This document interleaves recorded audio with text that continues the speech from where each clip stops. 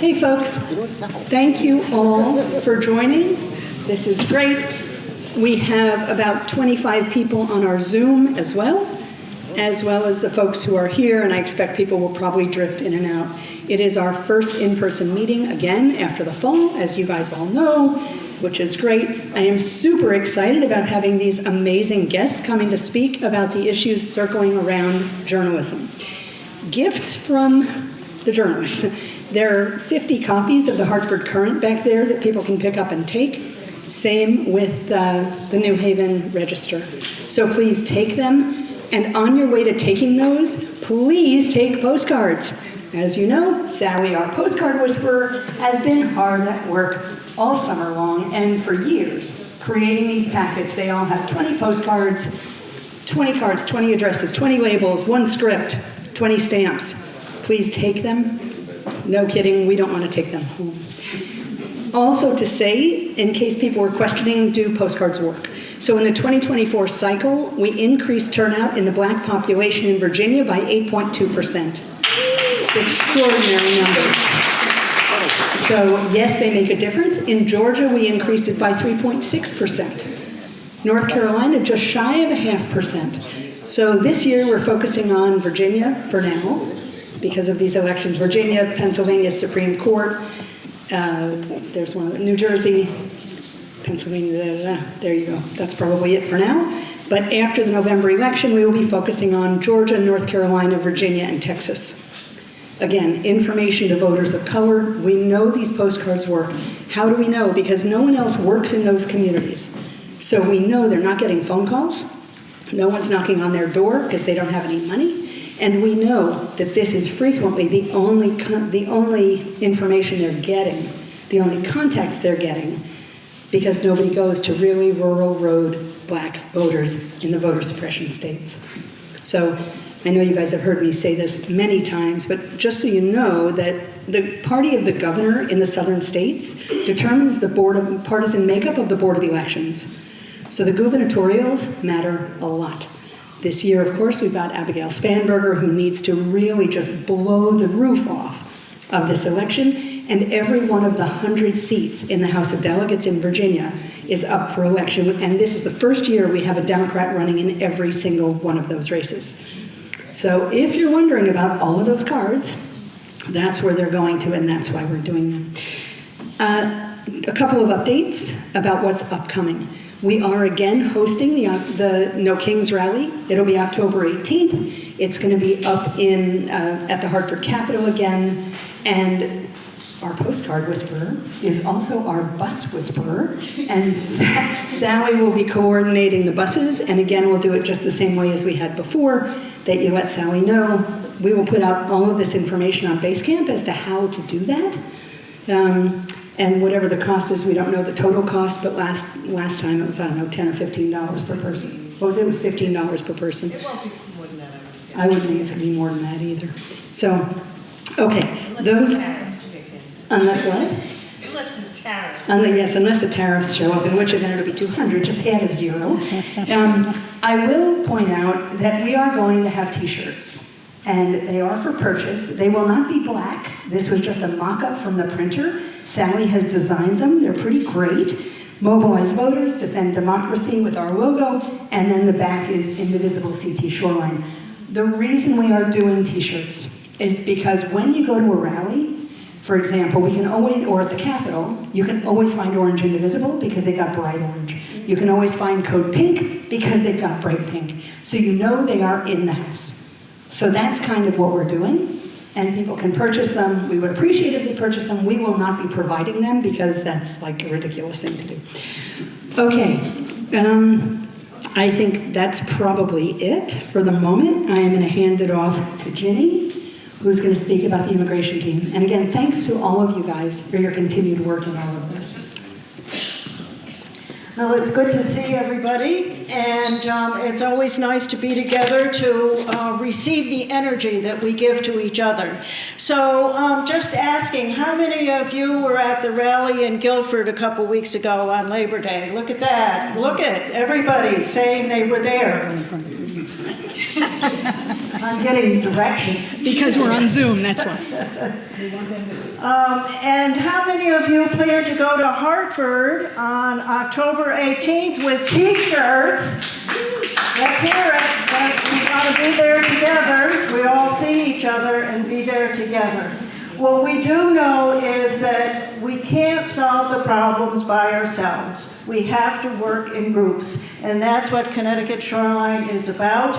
That's what all the postcards are about. And look at this wonderful banner that Carol has, reminding us that it's the vote, the vote, the vote, the vote. So we really are very pleased that so many of you are working on the postcards. Well, there's another topic that I've come to talk to you about. Another need for justice. As all of us know, Target is now in Guilford. And there's been a lot of celebration that it's going to make shopping a lot easier. It's great to have Target in Guilford. But how many of you have heard about the boycott of Target? Oh, great. I'm glad that you raised your hand because I'm here to encourage us to take this boycott seriously and to not shop at Target. And let me tell you why. As many of you know, this boycott is all about DEI, diversity, equity, and inclusion. And it's really important that you know the history of Target and why this is so important.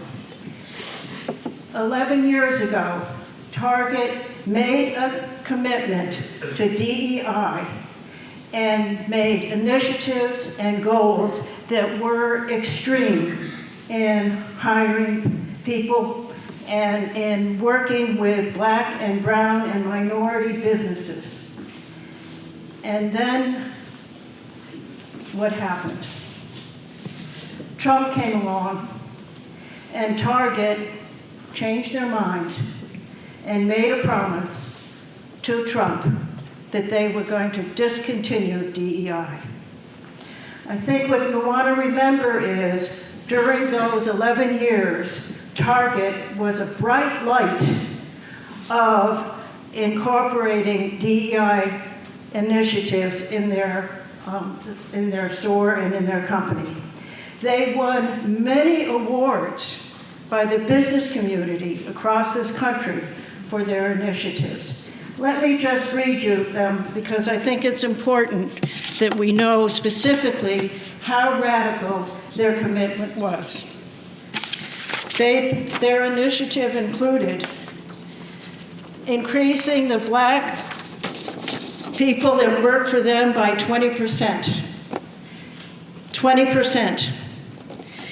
They have committed to racial equality on their board of directors and their other committees.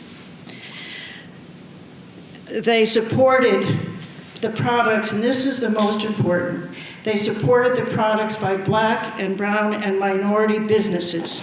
And as we know, it's the businesses that gives people, minority people, the chance to move ahead, both the people who own the companies and the people working for them. They were well known of giving money to community groups that were working for inclusion, such as the queer community across the country. And they worked really hard of having products that were designed for the Black, brown, and minority community. So you can see how radical they were out there for justice. And then they said no to DEI. What DEI says, and what Trump has been saying with the closing and the elimination of DEI, is that no longer do we welcome everybody. You, and you must go. And that's what Target did when they changed and gave up their DEI. And the boycott was started by Black community leaders and faith communities because of the betrayal that they felt because they were working so well together. So it is up to us shoppers to stop going to Target. You may have heard over the last 7 months, the company has lost $12 billion.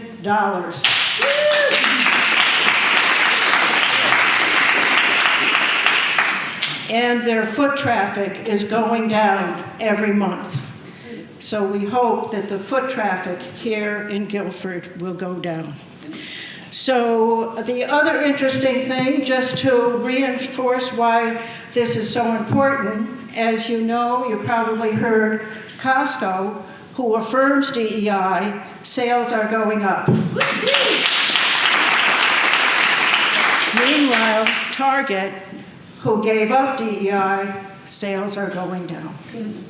So what this tells us is this is surely evidence that moral values make a difference and that boycotting works. So let's work together and not shop at Target.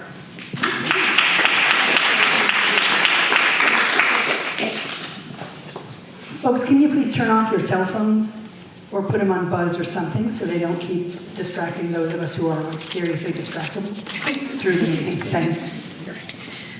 Thank you, that we work together. And we also work together. Unbelievable, the amount of food donations back there on the table. Thank you, everybody. We have so many food donations that John has brought a couple other guys to help him in a U-Haul truck to bring all the food back. As you know, this food is for the immigrant community in New Haven, especially those families who have had members deported and are suffering because a member of their family isn't working and they need food. So we thank all of you for giving to this effort as we go along. And we're very fortunate to have John Logo here with us today. John, come forward. John is the coordinator, leader, friendship of ULA in New Haven, which we have been supporting for way too many years because they need it. We don't remember. Welcome. Thank you. So yeah, we're very grateful for this food drive and for this event, and also for keep us in mind, for many years. I don't remember either for how many years. But I just want to tell you, the situation of the migrant community is very hard these days. So fortunately, and I don't know to which stance I can say that word, fortunately, because there has not been many detentions or many raids as any other parts of the country, any other states, but there has been several hundred people being detained and being put in deportation process. We're working very closely with a few families, and I just want to tell you the situation of, for example, Nancy, who we fought really hard for her, and she got deported, So right now, her two kids, they are with her in Mexico, but they are coming back because they are American citizens and they need to go back to school. So right now we have Silvestre, who is the husband, taking care of the house, taking care of the kids. When the kids are coming back, and right now he lost the income from Nancy. It's the case of Adolfo, who got deported when he was going to the court. So right now, suddenly he finds himself in Mexico without any economical support. We had the case of Gladys, who got detained when she was going to enter the courthouse in New Haven. Now she's sitting in jail in Louisiana. And so Patricio and her two kids, right now they're struggling because right now Patricio cannot afford to pay for babysitting, and now he has to stay home most of the day with them and try to do some odd jobs at nighttime, So, raising food, raising money is very important these days. We have been spending for the last 2 months almost $20,000 supporting these families. but we're just talking about 3 or 4 or 5 families. What about when I decide with the, right now with the recruitment they are doing right now and all the money the government is putting in their hands, when they recruit a lot of people and they detain 200 people, 500 people, 1,000 people, what are we going to do? And I think that's important to have these events because I think that solidarity, that's the only thing that's going to save us these days. Yes. And then solidarity with migrants, solidarity with the people who live in this country, who believes that we should have a better world. And that's why we're very grateful for this event. Thank you very much.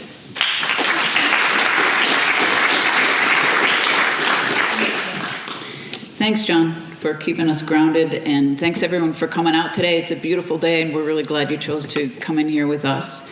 We're going to dive in a minute, but I thought I would start with some ground rules so it doesn't get crazy. After I introduce our amazing panelists, I'll be asking a few questions for about 30 minutes. Our focus is going to be on what makes news or how it gets to the media, and what the threats to journalism are right now. And then finally, because we're indivisible, what we can do to help or to make a difference. Since we have a major newspaper editor, a chief political reporter, and an investigative journalist, the questions are most likely going to go to all three, but if, there may be some that are specific to different people.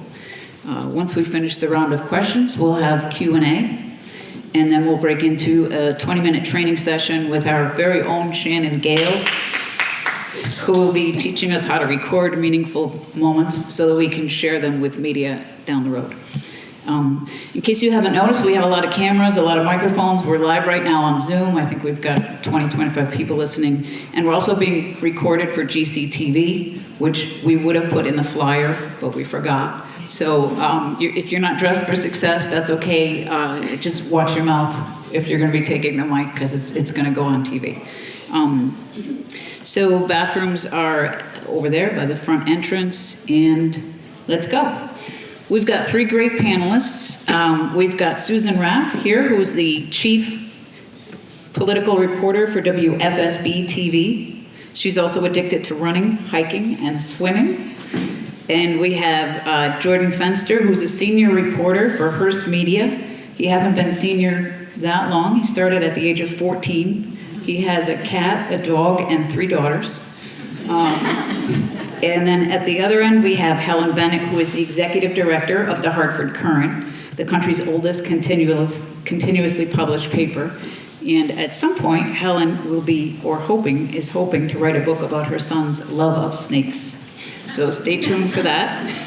I'm Charla with Shoreline Indivisible. I've never done this before, but I have ChatGPT, so I've been trained, and I think we're ready. So let's get to it. The first question is, how is it decided what stories are covered in the news? So if we could maybe start with you, Susan. Are you able to hear me? No, it's got to be on the mic. But there's another mic. There's another mic. Hold on a second. I can take this one. Is that better? Everybody can hear me? Oh, yeah, it'd have to be mic'd for Perfect. sure. Thank you. It's great to see everybody, and it's obvious it's a gorgeous day. Everybody could be doing a million other things today. But I think it's so important that everyone is here and involved in what's happening. Too often in our world, people speak out and they're not really informed, so it's wonderful. Every day at Channel 3, we have an editorial meeting, and reporters and producers and our news director and managers get together and talk about the news of the day. It's also imperative that reporters pitch their own stories. I usually do on my own, and we talk about in that forum what should run for the day. We have a lot of platforms at Channel 3. If you've noticed, we do live streaming now. We have a sister station. So we have many avenues or venues to be able to do that. But it is a process. It's a very fair process, I think, and important to decide what story should run for that day. Okay, great. Thank you. Well, my favorite author says that whatever's in the paper is news. Whatever is news is in the paper. And whatever is in the paper is news, and it's the truth. So you can take that as you will. I'd say that how I would defer to Helen for who makes the decisions ultimately on what news gets to the paper. But Susan's point about reporters bringing news to their editors is very important, because it's us on the front lines who are inspired enough to work on something, or find something important enough to write about. And the key to that, I think, is finding everything interesting, literally everything, to be, as curious as possible, and then to try to sell it to somebody like Helen, who decides whether or not it is worthwhile, whether or not it has impact, whether or not it is interesting to a wide enough range of people, and to that I'll defer. Thank you. Can you hear me? Yes. And Jordan is making fun of me because we worked together for many years, so he's allowed to do that. We do the same kind of process that Susan described, very similar. We have a meeting every day, and with all the same people involved. It's extremely important for reporters to have ideas and to know what's going on in their so-called beats. One of the things about the Hartford Courant, despite the name Hartford Courant, is that we have to keep in mind too that we have a statewide audience, and by that I mean, my metrics show me that I have a statewide audience. So people all over the state are counting on us. One of my goals every day, and my staff knows that, is that they should be looking at things and what the impact of those things are going to be on people in Connecticut. And obviously, people all over the world are reading it anyway, but I want them to be thinking about that all the time. And that is part of what I've seen in an evolution of news is, we're not the smartest people in the room all the time, or even part of the time. And we have to know what people care about, and we have to know what is of interest to them. And for example, this is a good example, and this was really important. It really made a lot of news last summer, not as much this summer, but last summer there was a tremendous amount of stories about electrical prices. And that resonated with people. It really meant a lot. Well, my last electric bill at my house in Orange was $700 for 1 month. Whoa. I'm still. Wow. Wow. I think it's the snakes, but we want it cool, they want it hot. But no, but you know what I mean. It's thinking. It's not just us deciding this is what you should read as Connecticut residents. It's also what do you care about, and the electric prices were one of them. One of my reporters has broken and kept on top of some stories, mostly related to Greater Hartford, but really to the whole state of Connecticut, about some subpoenas that were issued for information about how grants from the state of Connecticut went to various groups. Well, that's important to everybody in the state of Connecticut because you paid the taxes that created that money that pay those grants. And so I was thinking about everybody in a case like that. And I'd love to hear from people about what's important to them too. But that's one of my biggest focuses. What is this going to mean to real people in Connecticut, and will it help them make a decision about something in their lives? That's one of the reasons that I still let us cover crime, because just for the awareness, not to target any one group, but just so you're aware of what's going on. But other things, developments in various towns, fights against affordable housing, rental prices, all of those things. How is it going to impact people? And that was kind of a long-winded explanation, but that's pretty much what my goal is. Thank you. I just wanted to follow up with, how do you ensure that diverse voices and underrepresented communities are reflected in your coverage? Anybody?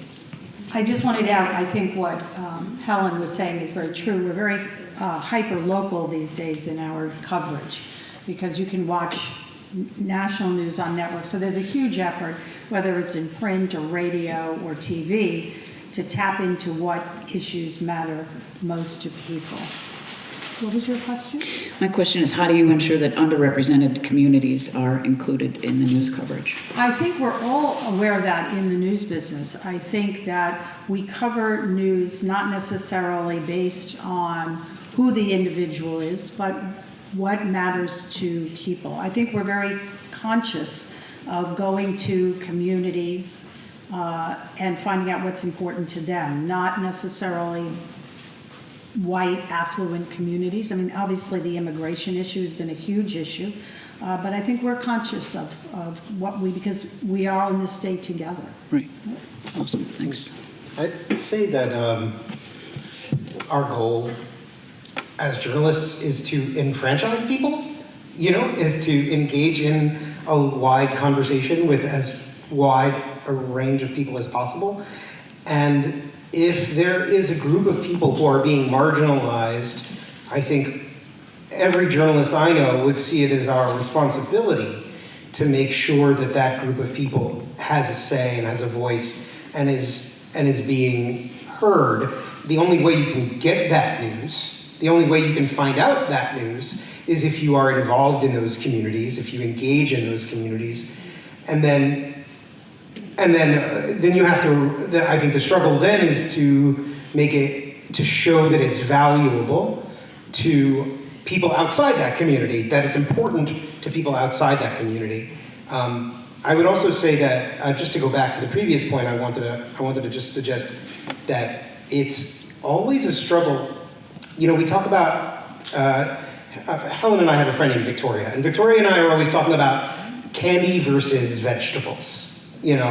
Because what's important is not always what's interesting, and what's interesting is not necessarily always what's important. And so we can write about Taylor Swift all we want, and it's not going to impact anybody in Connecticut. And we can cover the Guilford Planning and Zoning meeting, and it's going to impact everybody in this room very directly and very, important in big ways. Your pocketbook and your schooling, and yet the Taylor Swift article will get many more views, many more readers than something about the Guilford Town Meeting. So the challenge there is to balance those out with all of the other, with what I was saying before, enfranchising the disenfranchised and showing people in Enfield. This is what I try to do as a reporter all the time. I try to show people, if there's an important story in the Guilford Town Planning and Zoning meeting, I try to show people in Stamford and in Enfield and in Torrington why that's important and why that's meaningful. Thanks. But that's a really good point, Jordan, because we do the same thing. It might be something in Guilford, but it could be something that's meaningful to people all over. Affordable housing is a prime example of that, how different communities are handling that. I do think having voices and representing communities in Connecticut is obviously very important. And you have to also be careful to know that there are many people who are part of a group that could feel disenfranchised, and you can't make assumptions about it. I think the past couple of years in terms of news has also made that something that we've had to think about a lot. And I'm going to use this example, and I'm not going to get into any opinions or anything, but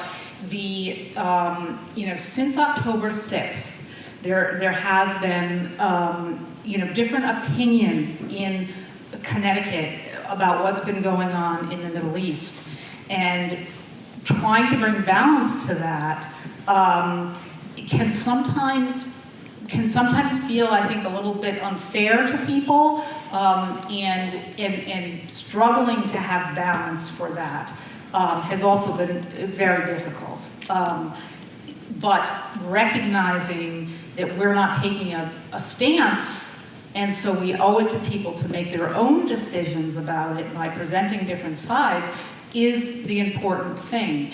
And that's kind of a lot, just a sort of a live example. But I tried to bring a little more diversity to the Hartford Courant staff, and I did. Unfortunately, that reporter has left, and I haven't been able to hire since then, to fill that position since then, fingers crossed. But she was a woman of color, a reporter of color, and the trust that she developed in various communities around Connecticut, because communities recognized her as having been in their shoes, it was extraordinary. And I knew it, I saw it, and then she left me, and she went to BU and she got her master's degree, and then she came back to Connecticut, and her mom threw her a big party for graduating, so of course I went. And something that a pastor in Hartford said confirmed exactly what I thought. And because he got up and he talked about how when the Hartford Courant had her on the beat, people saw that the Hartford Courant cared about this, and she developed that trust. So I knew that was I knew that was a right decision. And it's not that and you can use that example in anything, is that there's going to be more trust, if somebody feels like you've walked in their shoes, and that is not, and that's kind of a human thing, that we all do.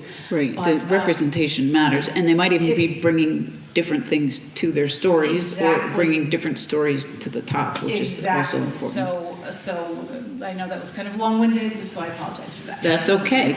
Why don't you hold on to the mic and we'll head into the next question, which is, what do you see as the most pressing threat to local journalism today, and how has it changed? That's a tough one, because I think reporters, editors will keep going, will keep working as hard as we can to cover all the news that we can, no matter what. I do think a little bit, do we wish we had more people? Absolutely, absolutely. But I might have more people than Susan, but they still do an extraordinary newscast every day. I read your site every day, I watch it, and so that is, probably the struggle is, we could do more if we had more people, but, I'm not gonna, I would never complain about the number of people I have, because they all work really hard. Okay. Jordan, what are the biggest threats to local journalism? So I don't want to get in trouble with my bosses. Well, this is going to go on TV, so I'm she gonna watches say what I'm TV. gonna say. Someday I'm going to write a book called From Wax to the Web, The Death of Local Journalism. Oh, no. When I started in this business, and I'm not alone here, I remember huge rooms full of people that their whole job was taking strips of newspaper and covering them in wax and putting them on pieces of very thin cardboard called pasteboards. And then one day, a big conglomerate came in, bought the newspaper out, fired the whole room. And that whole room became me with a desktop computer and a program called Quark Express. That has proceeded again and again and again as companies like mine buy local newspapers and then seek to consolidate not only, seek to consolidate the jobs of those individual people. So that you have one person doing the job now of what used to be a whole department of people, and that includes reporters. So the corporatization of news, I think, is a detriment to local news. I would be remiss if I didn't mention, I think I'm in the right room to say that there is a segment of the population at this point that is pushing a Lügenpresse mindset, the lying media mindset that is eroding Public trust. the public trust in the newspaper, but without any. So let me. I'm sorry, Susan. I don't mean to be long-winded. I apologize. But it used to be, how much is, we deal in, let me put it this way, we deal in widgets, and our widget that we sell is content, right?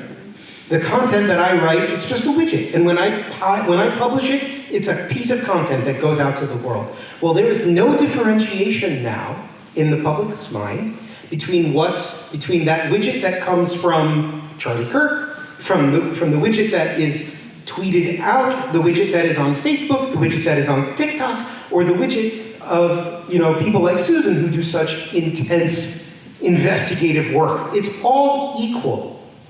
And that lying media mindset has not democratized news, but sort of boiled it down until every piece of content is here and gone, and it's all equal.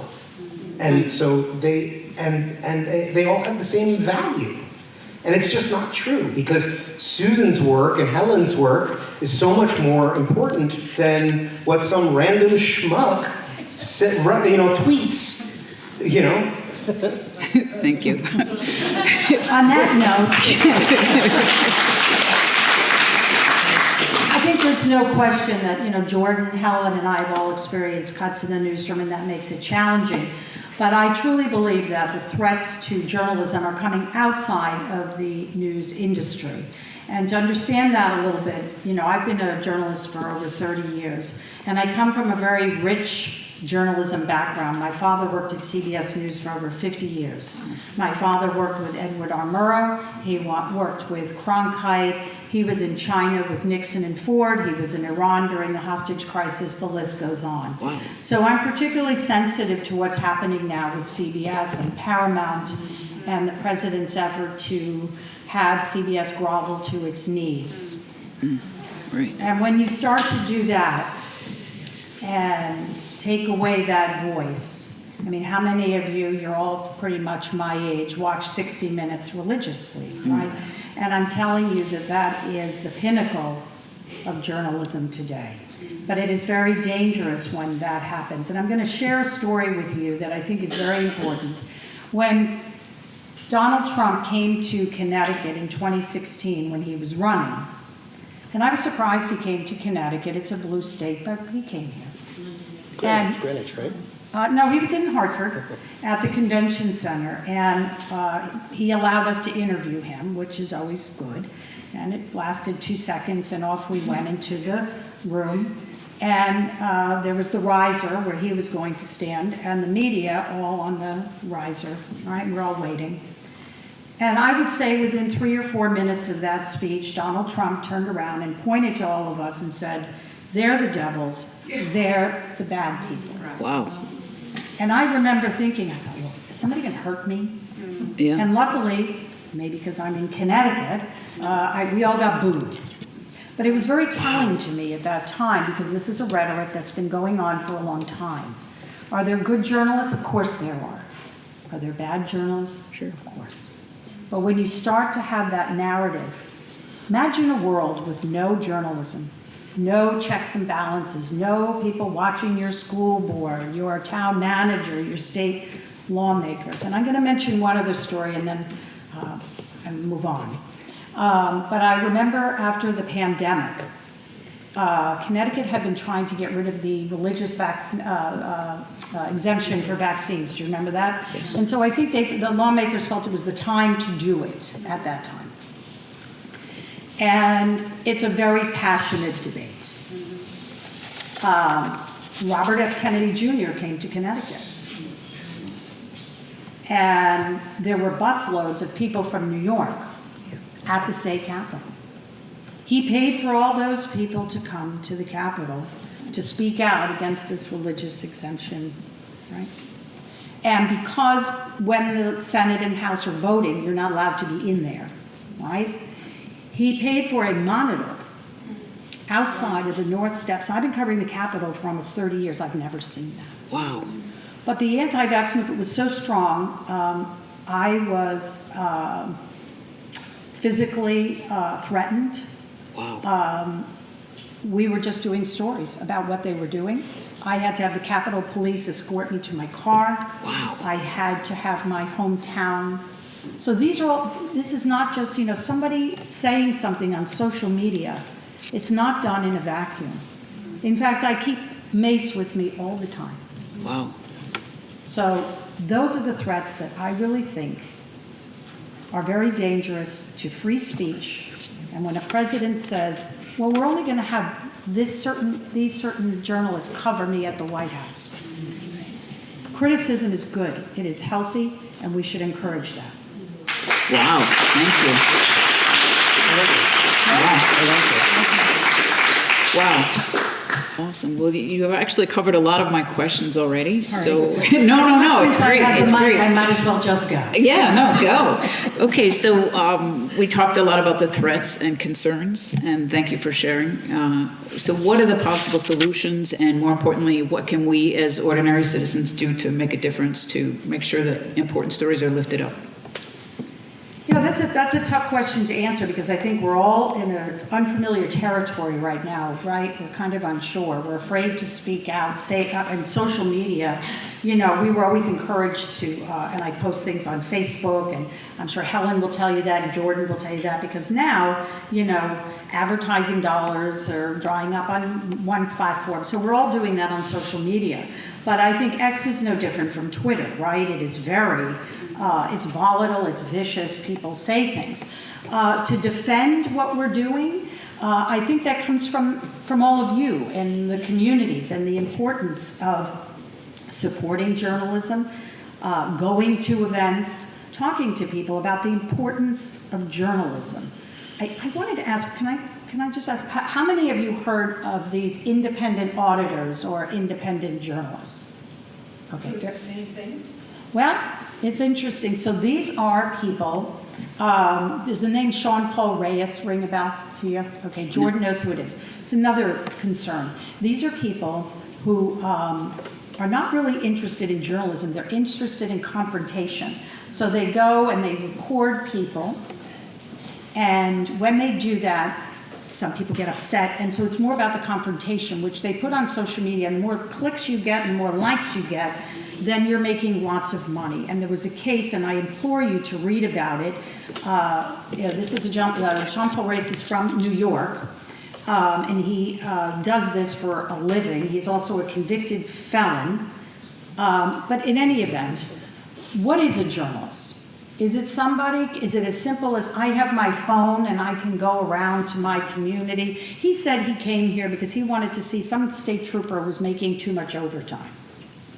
So I think we need to be critical or ask questions about who are these people who claim to be journalists. He was not interested in, he never exposed this guy or found out that he did anything criminal. But in any event, the cop acted irrationally and spit on him, so now he's in trouble. But anyway, I think it's important for all of us to think about who is a journalist and support our journalists when we can. So just to follow back on that, Susan, so what is this fellow's name?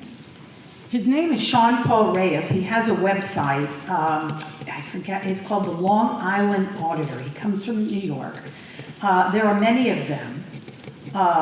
And he came to Connecticut and went to the state police to ask Brian Fahey, who was a Connecticut state trooper, because he found he had too much overtime. Troopers get overtime. They're short-staffed. I don't know the particulars. He didn't do anything wrong. He wanted to simply know. Brian Fahey, the trooper, didn't handle it well. He tried to swat his phone, okay? In any event, he went to his house, and even though the trooper asked him to leave, he was on private property, and the cop acted. But there are many of them, and they're not interested in learning about the overtime. It's irrelevant. Does anyone remember Project Veritas? Of course. Okay, similar but different, right? So do the ends, the means justify the ends? So they're like the gotcha, right? So now you're somewhere you don't know, you're being recorded. Who's recording me? Is that journalism?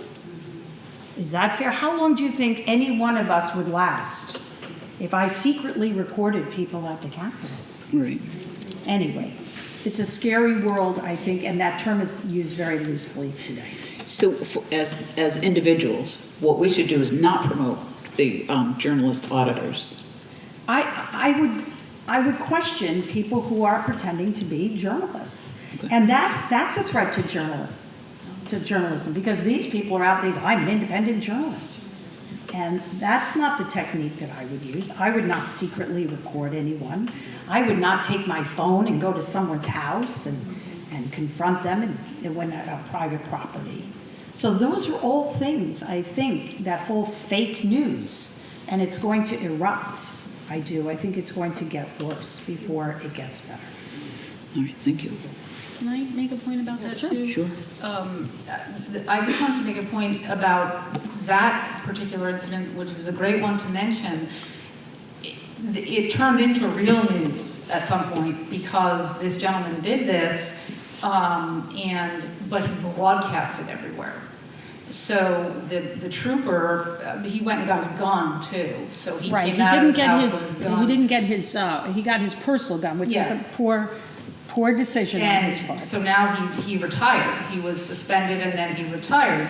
So then it did become real news. But that was a perfect example of,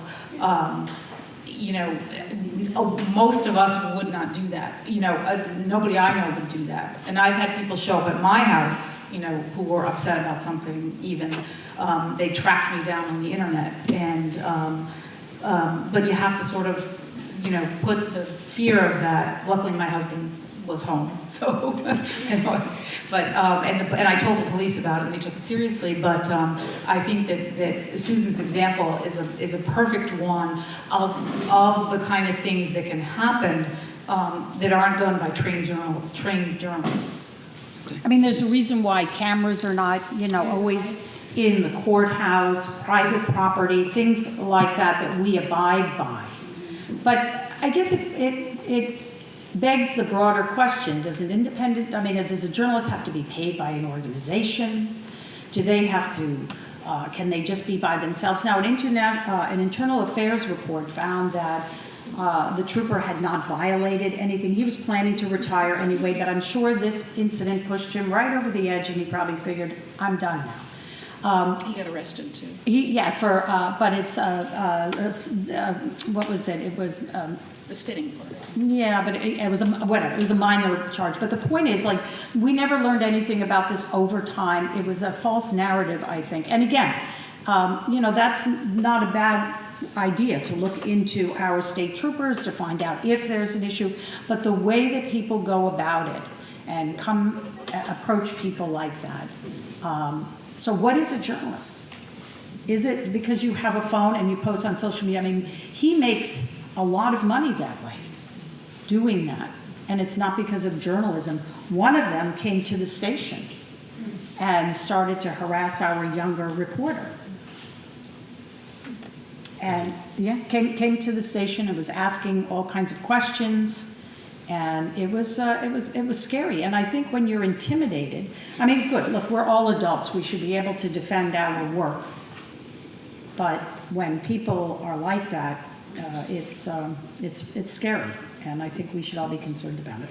So in terms of calls to action, I would think on social media, you want to make sure you're checking your sources before you're forwarding things or liking things, because there are these sort of auditors or fake journalists. Jordan, what do you think? What can people do to make a difference? What can people do to make a difference? I mean, checking your sources is the primary thing, I would say. But also, I mean, watch, buy the Hartford Courant, in all honesty. When, watch WFSB. read my work if you are so inclined. There used to be a newspaper called the Litchfield Inquirer, and there was the Litchfield County Times, and there was the Register Citizen up in Torrington as well, and it closed. It just didn't make any money, and the company decided the Litchfield Inquirer closed it. It wasn't making money, and they closed it. And my boss at the time went to a town meeting like this, and he said, look, we closed, and the town was up in arms. Their newspaper, the Litchfield Inquirer, had closed, and they were up in arms that it was gone forever. And my boss, this was Matt, he stood up there and said, "You never bought ads. Right. You never bought subscriptions. Right. What do you want me to do?" It's not, so supporting your local news service is essential. And as I'm now very focused on disinformation and AI at the moment. This is my current beat, so-called, and I would say that what Susan was saying is absolutely essential. There was a moment in the glory days of the internet when everybody had their little cameras, and it was a renaissance of citizen journalism, and it was wonderful to behold. And that time's passed, and now we are in an era of disinformation. I think about Alex, what's his face from Jones, thank you, and Wolfgang Halbig, who did the same thing that this guy pulled. They would come up to Connecticut and harass journalists, harass people, and in an effort to sell health supplements. And I'm not even kidding. So being aware of where you get your information from and what information you share is, I would say, the primary goal. awesome. I just wanted to add to that, and that's so true. I mean, and Alex Jones did more than that. He spread the conspiracy theory and that the people at Sandy Hook were actors, and that's how he sold his supplements. So it's more dangerous than that. But, you can say whatever you want, and I know people now say legacy media, because it's like a bad buzzword, right? But these are organizations that have producers and writers and reporters, and they're all over the world. These people who have, social media posts, who are they? Yeah. Do they have reporters and producers? Do they have editorial meetings to discuss what's going on in the day? So it's a whole wild, wild west out there, and I think it's very important to know where that news comes from and not be persuaded by it before you know exactly what it is. All right. Helen, do you have anything to add to that? Yeah, I thought both of you explained that really well, and I really agree with you, Susan, in terms of having people making judgments about the validity of the news they read. But also keep in mind, and I'm going off what Jordan said, I think you can get like 6 months of the New Haven Register for 25 cents now. I think you can get like a year of the Hartford Courant for $1 online. I mean, so it's there's a lot of news deals out there, but the importance. I want to make one point. Editors in newsrooms, they question reporters about information. They question reporters about information. They ask, did you call the other side? Did you make sure did you make sure you got a response from the other side? And when are we going to get the response from the other side? We've actually held stories about that. And all of those things are done. And we've had reporters say, I can't file this story today because I don't have enough information. I don't understand it well enough. And that's frustrating, but you have to understand that means the reporter is doing their job. is really doing their job. Awesome. So true. We had Timothy Snyder speak to us a couple of years ago, and one of the things that was really impressed on me is the importance of local journalism. And he said it's like it's part of the resistance. Like it's our job to support, and that means finding whatever you believe in and just paying for the subscription. And that they are fairly inexpensive, but I mean the short staffs at the journal. And it's hard too, because news is a business, Exactly. right? We don't operate in a vacuum. We need revenue dollars. Without advertisers, we won't be here. So TV is in a little bit better spot in the sense, and granted, our piece of the pie is much smaller, right? We all grew up, remember, we would watch the 3 networks, right, every night. Now, and it's funny, when my dad started with CBS, the evening news was only 15 minutes, and no one ever thought that anyone would, the appetite was there for more. 24/7.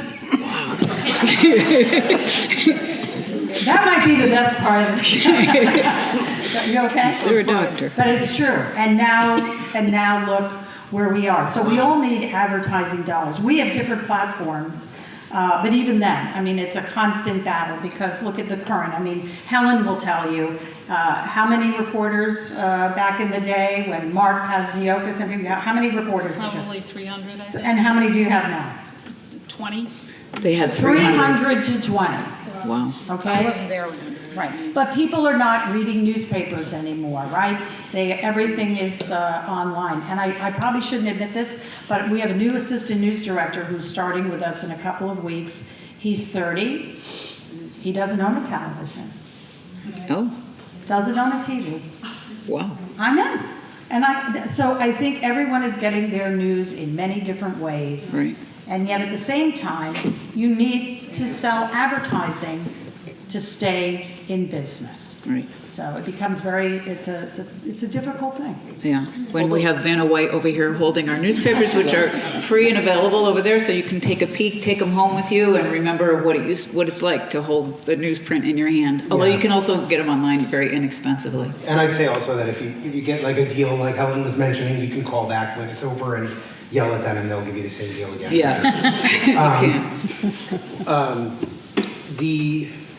The point that you were making is so true, and the number of journalists that we have is so small, and it's so sad to see. And so I really am thankful that you guys are even invited us here because it's important. Well, thank you. And before we go over to Q&A, I wanted to do a final funky question, which is for each of you, if you could interview anyone in the world, living or dead, who would it be? Oh, man. And you can take a second while Carol lines up this questions. Living or dead, anybody. They're going to answer a final question, and if you could round up some questions from the audience. So really, living or dead? Living or dead. I would want to interview, I think, Abe Lincoln. Wow. Because I would want to know what he thought was going to happen in the future of the United States, and I recognize as a news person, people are worried. People are worried on all sides. Everybody seems really worried now, and I recognize that. But that's who I would talk to. And I one time got to interview Larry King. Does everybody remember who Larry King was? Yes. That was a huge thrill, and because he is obviously the great interviewer, and I got to interview. He was at a local event in Woodbridge, and that was one of my great. But I'd go for Abe Lincoln because I really want to know what they think about what's going to happen to America. Awesome.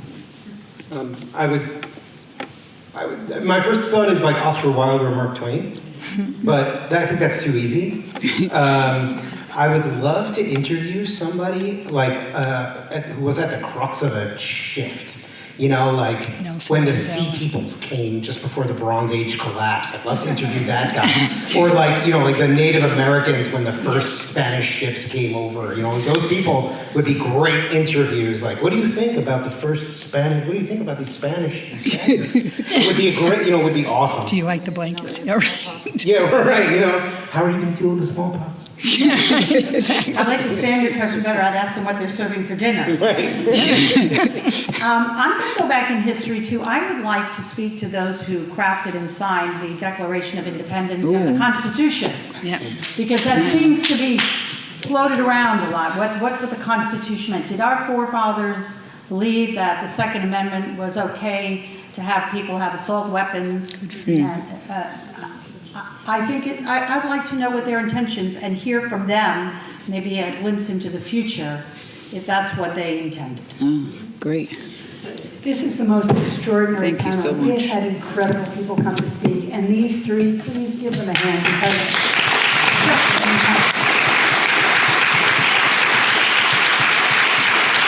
so helpful. And completely appreciate Ken and Gail, who's been filming this. There will be a YouTube of it, just to say it'll be up on GCTV, but we'll also distribute the YouTube link. We have time for some questions. So, Hesh Summer, one of my favorite questions. I join in what everyone has said here in our thanks to the three of you for coming and spending time with us. Really excellent. It's interesting though that the three of you, in responding to the last question, chose someone or a group of people who were dead, rather than someone today. And to me, the great question that I have about journalism goes back to someone who's also passed, Edward R. Murrow, who at least had the courage to say, we're in trouble here. And I think, and wonder what the three of you think about the fact that journalists today, good journalists, true journalists, are being gagged and not really doing the investigative work and asking the difficult questions. And I pinpoint a couple of journalists who I won't name by name, who have interviewed key people in this government and treated them like they were pop stars rather than people who needed to truly be questioned. I agree with you. I think the older school of journalists, which I think we fall under that category. I recently went to see Good Night and Good Luck on Broadway. I was impressed with George Clooney. It was his first debut, right, in the theater. But you could hear a pin drop in that theater. And the similarities between McCarthy and what is happening today. And the price that you pay for sticking your neck out. And that's becoming increasingly difficult. And I think all journalists, especially, that will resonate with, and being sued. In fact, Connecticut recently passed a law against frivolous lawsuits because, as you would imagine, TV stations get sued a lot. I'm very thankful I've only been sued once. But TV stations get sued all the time. So if that is going to happen, your voice is going to diminish. And especially if it's something controversial like now, what we're seeing. So I think that has an effect. And bravo for Murrow and others who have done quality journalism. I would just say that there's always been yellow journalism. This is definitely not a great time. I wouldn't necessarily call it unprecedented, because there has always been, I mean, excuse my language, there's always been shitty journalists out there. There's always been people who have more interested in their bottom lines than they are to the truth. That it may be more pressing now than ever before, but I think that line that you're talking about, that we are all talking about here, about the difference between real journalists and, you know, for lack of, I don't know what else you'd call them, muckrakers, yeah, sure, is getting very blurred now, and that's a big problem. And so I would say you really have to hold those people accountable. and be as vocal as you possibly can, and tell them that they didn't ask that follow-up question, you know? Right. I don't think, at least that I can recall, I don't remember ever being gagged. I can't, in my own career, and trust me, I look back with great joy on being a reporter back then, you know, and covering the Board of Finance and covering the Guilford once on a weekend, no, not on a weekend shift, on a night shift, because we used to have night shifts too. The Guilford High School graduation, and it was on the town green. And I think I'm pretty sure I learned for the first time ever that there are people buried under the town green. And that came as a big shock to me. But you know, you learn something new all the time when you're a reporter. But I don't, you know, I'm careful about making sure that that editorializing doesn't sneak into prose, you know, and some or stories sometimes, and careful with myself as well about that, because that's sort of a human, you know, it's a human thing. But I don't remember, and no one has ever said the Hartford Courant can't do a story on something. That's never happened. One thing I would also like to mention is that we have, and it's growing, and we share it more, a very vibrant, community or Connecticut, sharing letters to the editor, sharing op-eds about all kinds of topics all over Connecticut, and that really gets me excited too, because if you know, I don't let people be you know, really ugly or, you know, hateful in anything.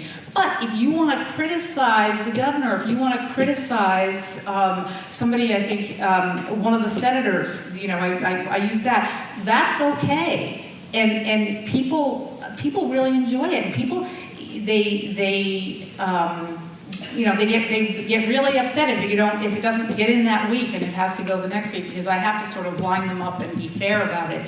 But those sometimes get the most reads on our website because people are interested in what other people say. And if I have to skip a day for some reason for the editorial page, I hear from readers. What? I love the letters to the editor. I love those things. So important.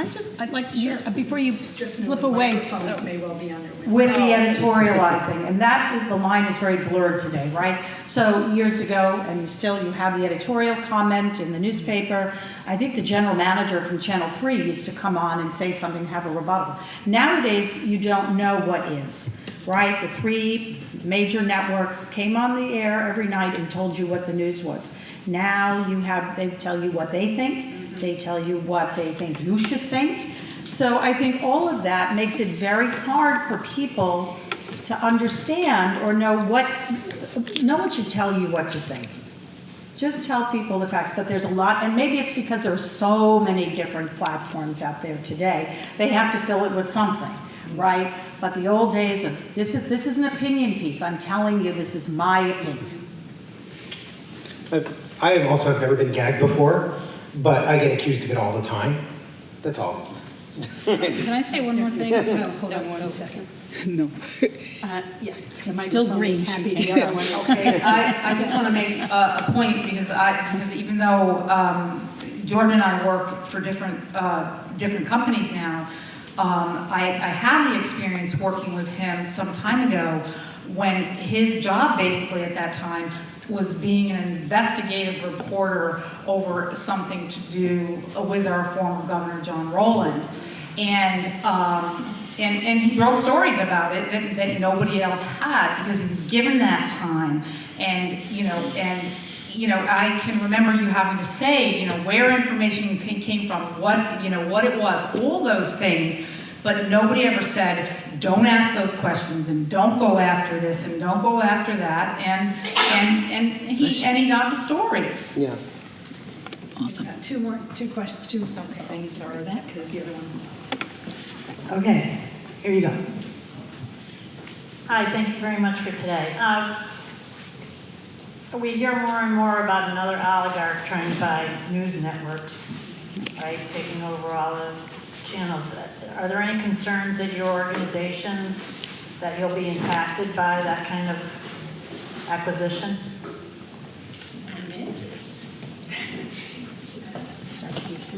Thank you. I think that's a real huge concern, and I think it's going to get worse. Again, news is a business. I don't think locally, channel, I think it's more of a question of CBS, ABC, NBC, CNN, all of those big networks. But it does trickle down. I'm not as concerned about it, and I also share theirs. I've not ever been told that I shouldn't do a story, but I certainly have been told many times, make sure you have accurate information and you talk to a lot of people, because you have to stand by your work. You don't want to end up. But that's a huge concern now because of what we're seeing with CBS and Paramount. And once that happens, there will be more. I am scared. I'm terrified of it. I have been, Helen and I, that company that Helen and I worked for was then purchased by a hedge fund. And I've been through acquisition after acquisition after acquisition, so it happens. And I am thankful that places like the Mirror, the Connecticut Mirror exist. Nonprofit news is a model now. I am extremely grateful that that's a thing, because God forbid Peter Thiel buys my company, I am gonna have to be looking for another job somewhere else. Yeah, I don't.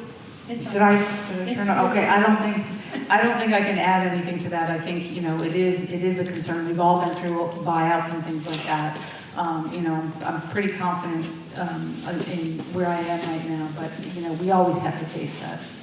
It's a business. Thanks. Mike.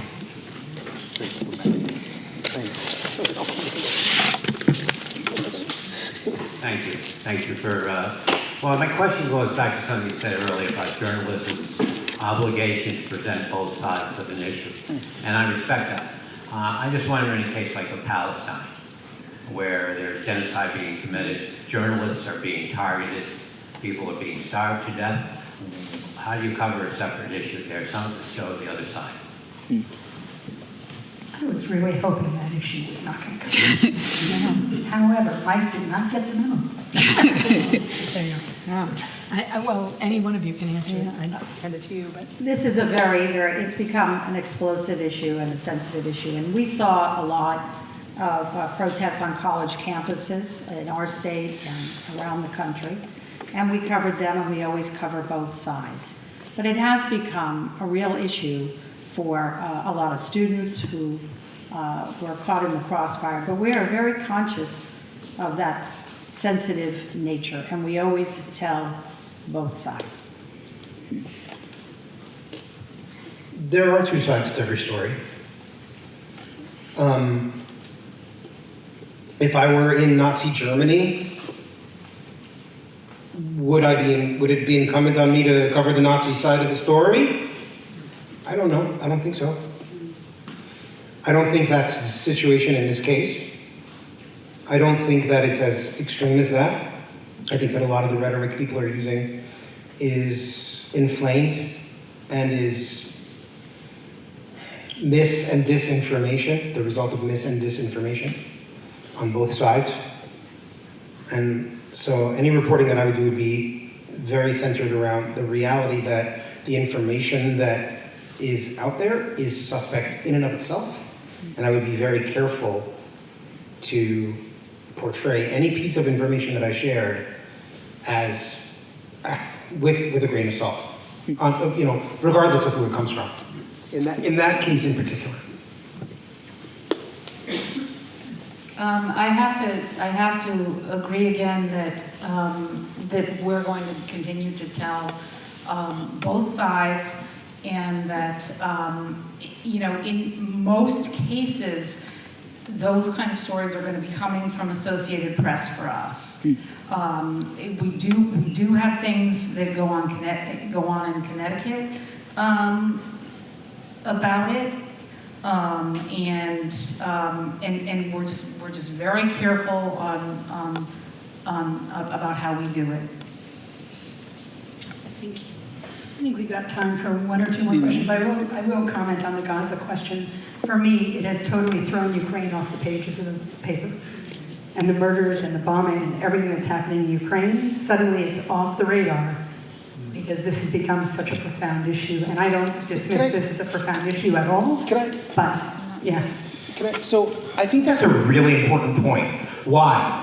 Why has Gaza and Israel taken such center stage? Let's put anti-Semitism to the side for a minute. I just want to be very clear here, there are literal office buildings full of people whose sole job is to put information, is to control the conversation on the web. That's their whole job. That's all they do. They work all day long and this has been proven. I mean, the dead internet theory is no longer a theory. 1/3 of content out there that you read is from a bot.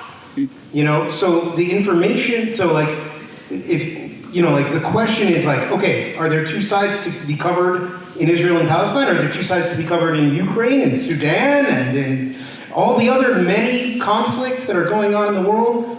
And there are many conflicts that are going on in the world right now. There are actual genocides that are happening in the world right now that are being completely ignored because of those office buildings full of people who are seeking to control the conversation that's going on in the web. I also would say that I know that a lot of people in Connecticut still care about Ukraine, even if it's not. I have experienced that. Yeah. Two more questions here. Good news? Thanks. Good news, the microphone is still very happy with us. I just have a general question. Do you have any knowledge of any impact on schools of journalism in terms of enrollment?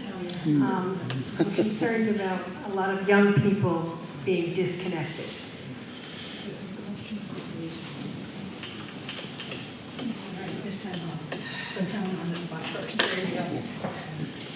Thank you. I actually taught journalism for probably about 10 years at Southern. Loved every minute of it.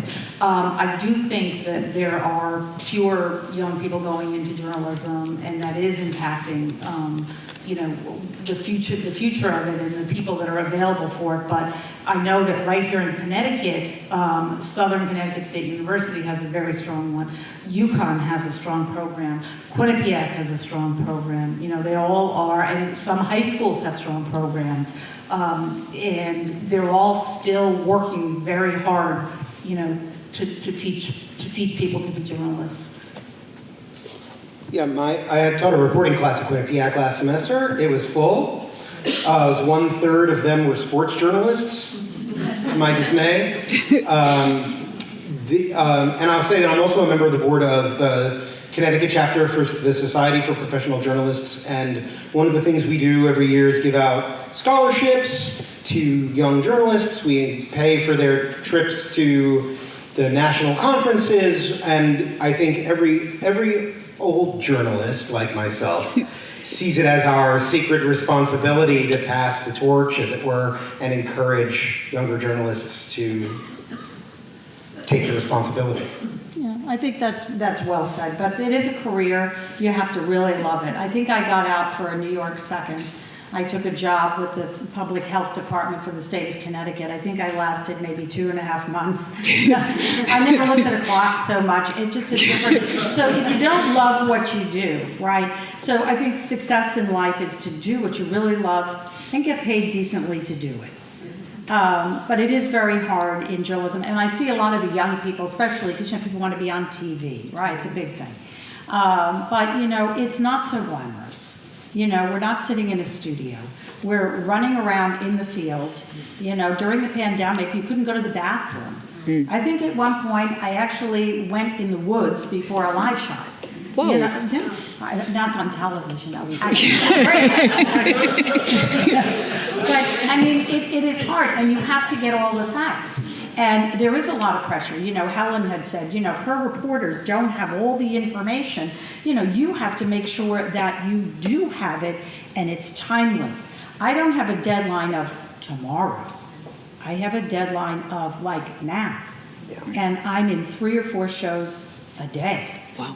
Yeah, okay? So you really, it is very pressure, and a lot of people just, it's a lot, and you don't make a lot. So I think at the end of the day, they decide it's not for them. And it makes me sad, because we need more good journalists, and we need people to do better journalism. Awesome. Can I say one more thing? I just want to say one more thing to Susan's point, and that is, you know, 4 times a day, what, you know, and I'm speaking for you, but I'm guessing, what she's trying to do is bring Connecticut information about what's going on with regard to state government. And that means it's something that impacts all of us. And part of my job is to do that every single day too, because I'm read all over the state of Connecticut, and I have to know that I owe that to people. We owe it to you to bring you the right information and to inform you. And so watch Susan, and you know, that's what saves journalism, because she's looking at it with a keen eye and asking the right questions. So much as there are several more people who have questions, we just have to apologize, because we need to say thank you.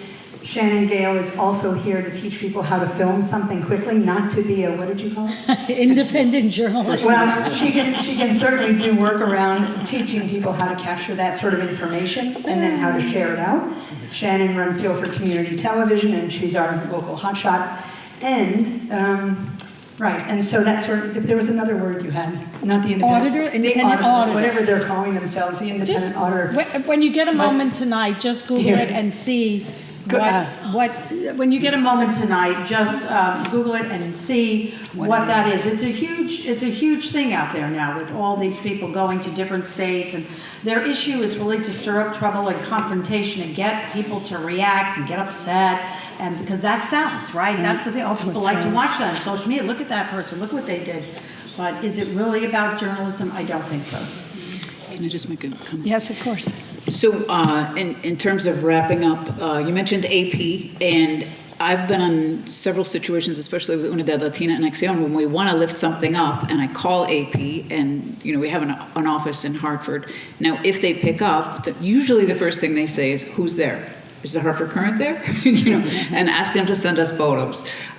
So we had a rally with Velo a couple of months ago that within days was on Rachel Maddow. Now, it didn't get there like this. It went there because of our local journalists who were there on the ground, you know, supporting local activism. So I think the message for today, in terms of what we can do about it, support your local journalists. I mean, this is where our money really makes a difference. If you own a business, you know, buy an ad. I mean, we have to support and fuel. You know, it'd be nice to get 300 journalists back on the streets from the Hartford Courant, so that everything would be covered. I just want to say there's some people on Zoom as well as in the room who have other questions, and if you guys are willing, what we'll do is please send us the questions and we will pass them on. Oh, yeah. And that way we can get the rest of the questions answered, if that's okay with you guys. Yes. Great. You know how to find us on these? Yeah. So big thank you to all of the panelists. We really appreciate everything that you do. We will support you.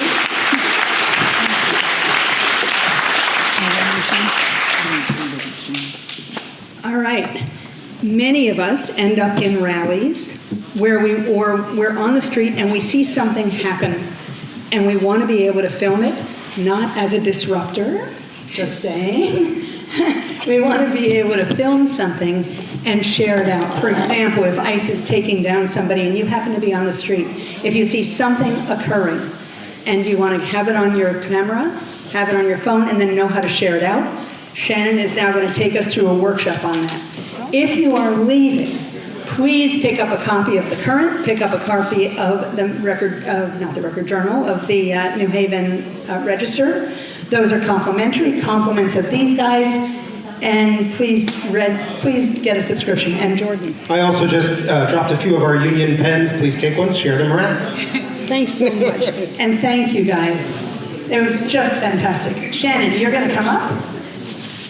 And this will, of course, also be on Zoom.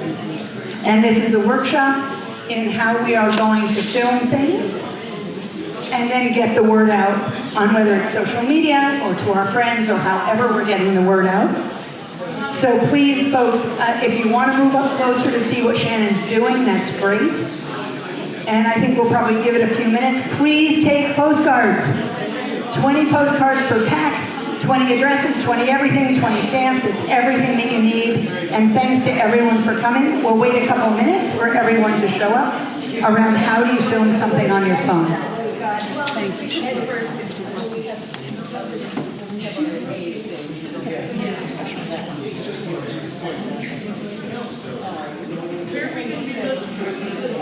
You're going to be looking just right here, right?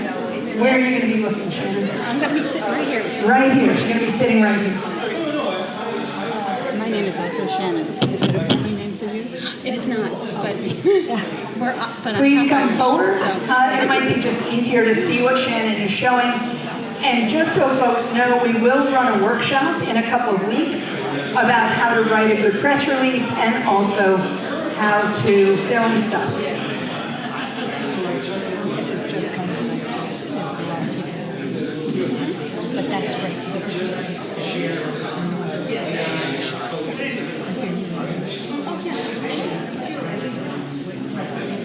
Okay, a couple more minutes for folks who want to join this workshop about how to understand how to use your phone and film something quickly if you see it. We're going to do that now, and it'll go on for probably about 20 minutes. Yeah. About 20 minutes. So thank you for giving your attention up here, and I'm going to go walk around and guilt people into doing that. Hey everybody, I'm Shannon Gale from Guilford Community Television. We are your local nonprofit TV station, though in recent years we have morphed and we are now online as well. And our goal is to show people how to produce and share their own stories. We provide training, equipment, and channels and platforms in order for you guys to create your own stories and share it with your community. And so I was asked to come here today to help you guys learn how to use your phones. We have everything we need in our back pocket to basically document something that's happening right in front of our eyes. So I'm going to talk for a little bit and then I'm going to open it up to questions. There's a couple of key things that I want to be able to go over. First and foremost is how to get the shot. That's key. And so to get a good quality shot, you're not going to hold it portrait like you would a photo, you're going to hold it landscape. And you want to make sure that your shot is as steady as possible so that way you can see what's going on. So you don't want to be holding it out like this where you can have floppy arms and things are shaking and everything like that. You want to hold the phone, preferably with both hands, which I would do if I didn't have a microphone, but close to the body, and stand firm in your spot so long as you're safe. And you want to be able to just move. Sorry, just move. And pan left and right to get whatever action you are going to get.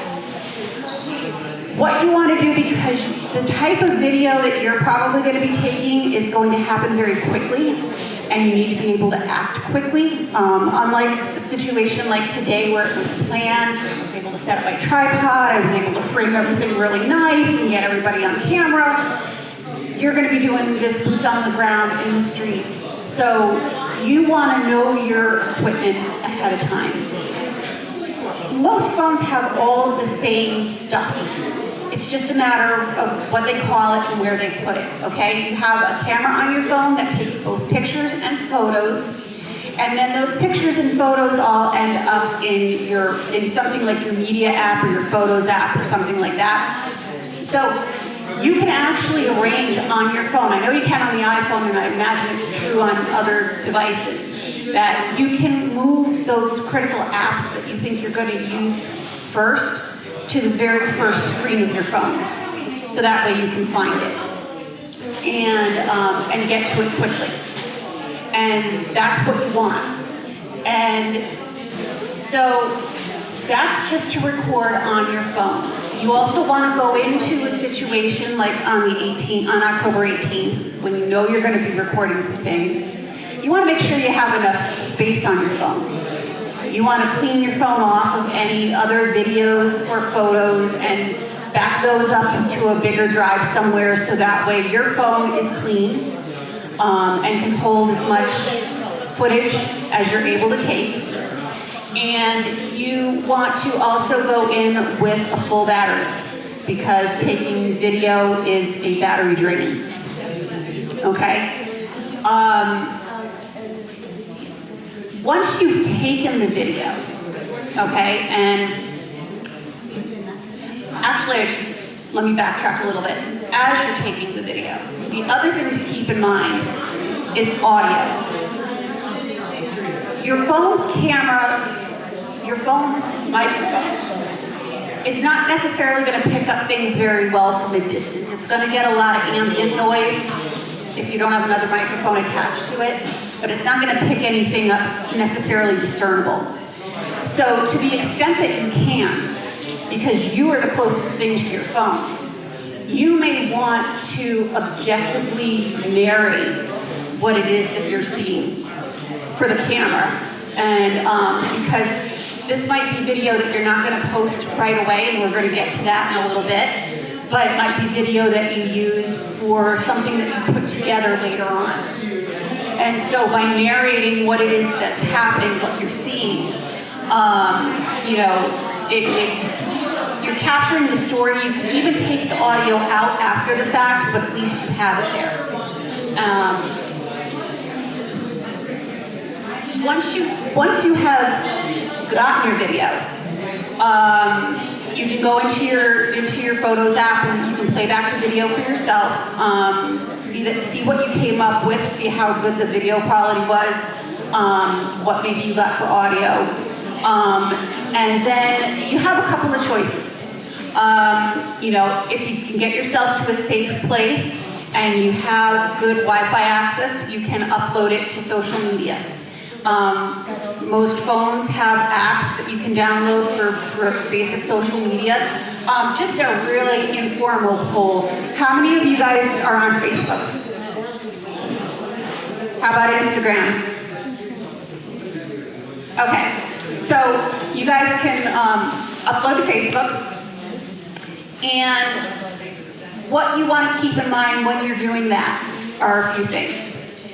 If your intent is to have this be as widespread, viewed as widely as possible, you want to, for this post, you want to set your permissions to global, which means that anybody, whether you are friends with them or not, can see your content. And then what you want to do is, if there are key people, maybe you know local journalists and other activists that you want to see this video, you can tag them using the @ and whatever their handle is. So you could tag organizations, people that have Facebook accounts, so that way they will see your post, and anybody that is following or friends with them will see your post as well. The other thing that you can do is called hashtagging, which is the $. And what that does is anything you put a hashtag in front of, it makes it a key word, a searchable key word, okay? So you can do #ICE, and then anybody that searches for ICE on Facebook is going to, your video is going to come up in the list of videos to watch, the list of posts, okay? this kind of brings us to another point that, you know, I was talking about with Carol and a few others, you know, as we were preparing for this event, which is that what you film, you may not want to put up immediately. Because you may, you are gonna wanna maybe check who you have on camera. If you're filming and you get somebody who is undocumented on camera, and that goes out on Facebook and social media, that could be detrimental to them. If you're filming something and the transaction or the altercation or the event somehow becomes political, a legal issue, then that could be its own issue as well. So it isn't always that you're filming with the benefit of putting it up immediately. What you really want to do is, especially I think for this group, is that you want to go in with a plan. So let's take October 18th, the event that you're going to, okay? Those of you who want to film to capture what's happening at that event, you want to have a game plan. Know who your media people are, who your videographers are, and know what kind of content you want to walk away with. Are you going to have somebody who is primarily getting the speakers at the event? You might want to have somebody or a couple somebodies who are going around and just focusing in on their signs that are being held up. Because this is useful if you decide to put together a small edited piece after the fact to show that this event occurred and maybe to promote upcoming events like it. All these pieces can be put together in an editing project. And this, by the way, you know, GCTV works with nonprofits and also everyday citizens who want to put together their own content to share with their community. And this is something that we would help you do in terms of the editing. So right now we're really talking about, while I am mentioning editing, we are talking more about how to get the content on your camera and then get it somewhere where it can be worked with. You may want to have somebody who is just kind of scanning the crowds to see who's come. But again, not something that you necessarily want to live stream because you don't know who you're filming. And you might want to revisit that in post-production, in reviewing your film before you put it up there. I think the other thing is that, you know, then you want to have a plan for who's going to collect all this footage and what are you going to do with it. And so that's something that you're going to want to talk about as a group, and that's something that you know, a conversation that I would be happy to help facilitate in some way. It sounds like we're going to be doing another workshop that might be allow us to delve into more issues in a little more detail in a few weeks. So I'll kind of leave that at that. But that is the absolute basics of how you want to go about capturing footage for some of the events that you're coming to. There is a whole other type of videography that, if you wanted to get into it, we could do that at some point, because then there is this is more the, you know, boots on the ground, happening now, have to do it fast, don't have time to think and plan videography, okay? Then there's the other type of videography, which is a lot of what you've seen here today, which is setting up for Zoom meetings, setting up for filming for local television, and that sort of thing. That's a whole other planning process. It gets you a whole different type of product, all of which is useful, and sometimes both types can be used in one production, okay? They all have utility. So that's something that we can talk about on another day. But what I'd like to do right now is open it up to questions to the group. And since I apparently have the only working mic, I will do my best to hear you and then repeat the question for the benefit of the full group and Zoom and the camera. Yeah. Hi, I see a lot of videos of protests where some videographers have gone to great pains to mask out the faces of the people they are filming. I have not done that, but I wonder, is it wrong to show people's faces at a protest? I mean, I feel very uneasy about posting things that I've shot because I don't know the people involved. I don't know if their spouses know they're at a protest. I mean, I don't want to reveal or out them. So the question is, if you're filming at a protest, should you be putting it out on social media because you could be putting people at risk? And I think Shannon touched on that. And so, I mean, our recommendation as activists would be, first of all, definitely get the footage because it will come in handy. And, you know, hopefully Shannon's tools have been helpful, but we're going to do another presentation to teach more people how to capture it. But you probably do want to hold on to it.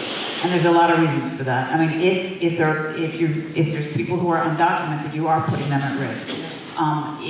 If there's something where somebody could be arrested as a result of the footage, then you want to make sure you're working with people, whether it's the ACLU. I mean, you can reach out to us. We have a lot of connections, like with Unidad Latina en Acción and other activists, to see how they would want to use the footage so that you're not putting people at danger, at risk.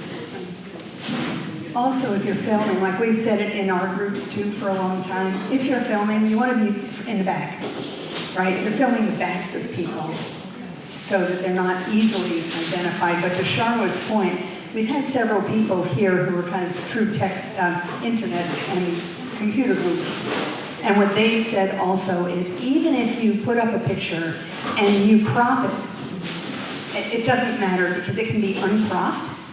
And it can be identified as to where it is, who's there, and what you're doing, and what time of day. So cropping it doesn't help.